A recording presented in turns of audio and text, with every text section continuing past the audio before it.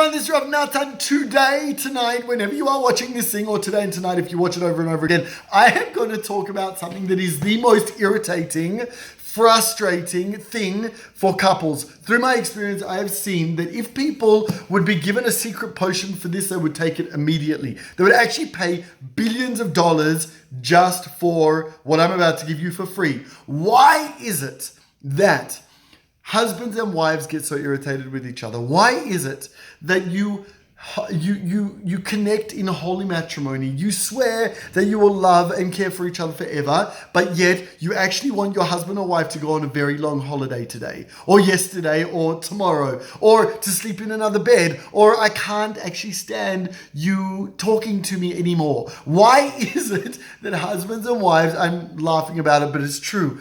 How is it that husbands and wives get to an extent that the person they are meant to love, the person they are meant to be one with, becomes the most irritating thing in their life?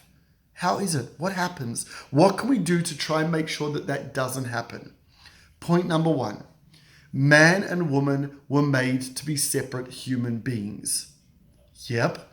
It's true, and I'm not going to go into all of the confusing verses, but it's true that it's most likely Adam and Eve were actually created as one, Siamese twins, back to back. God realized that was no good, whatever that means, and separated them, put Adam to sleep. And I've got courses on this, I'm not going to go into it. Puts Adam to sleep, cuts the rib and makes Eve out of it. Makes her a separate human being. Why is it so important that husband and wife realize that they are actually separate human beings? Because they can only reach the pinnacle of what God wants from them if they are able to decide to become one. If they are not able to be detached, if they are constantly one with each other, if they have to think the same thing, feel the same thing, imagine the same thing, they are not separate human beings that then are able to make the choice to become one when it is right for them to become one. Let's take a look at the verses.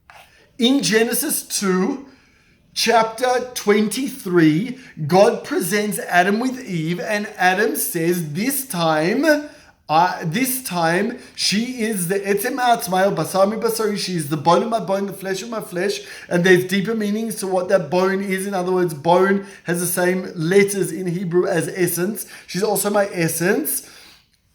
God courses on that as well. Lezot yikare isha ki meish lakacha ozot. Therefore, we will call her woman, Isha, because she came from Ish. Ish is man, Isha is woman, and therefore the root of her name is man, but it's an extra hey, which is God in the word, another thing. Al ken, because of this, therefore, Ya'azov ish et aviv et imo, a man will separate from his father and mother, vidabek b'ishto, and cleave to his wife, v'yiyu levasar echad, and they will become one flesh. So, if they are constantly one, if you work with your spouse, if you sleep with your spouse, if you eat with your spouse, if you think with your spouse, if you read with your spouse, if you run with your spouse, if you go to the toilet with your spouse, you are one with your spouse constantly. And therefore, you do not have the choice to connect to them, to cleave to them, because you are constantly there and they are constantly there. Surprise. God wants man and wife to actually be separate human beings that decide to become one. So much of Western society breaks down barriers, or is trying to break down barriers, and says men and women, they're all the same, they work the same, they think the same, they feel the same. It's not true. We are made in God's beautiful, beautiful image differently as man and as woman. And those opposites, many of those things are opposites, including our bodies. Our bodies are opposite so that they fit together in order to become one. When we expect our spouse to be us, when we expect our spouse, like I said before, to think like us, to feel like us, to be like us, to imagine like us, well, then they are not separate to us and therefore able to make the choice to become one with us. So step number one, Understand that you and your spouse are separate human beings, are beautiful, wonderful creations of God in His image as a male and as a female, separate and different, having to have and needing to have different interests, different yearnings, different desires, in order to then make the choice to come together and work those together, communicate those together to become one. That's step number one. If you can understand with your spouse, and if you can create boundaries with your spouse, healthy boundaries that say, I love the fact that we are two separate human beings. We do not have to be with each other all the time. We do not have to think the same as each other all the time. We do not have to have the same opinions as each other all the time. Well, then the frustration the frustration goes down because they're not thinking like me, but the respect rises because they don't think like me.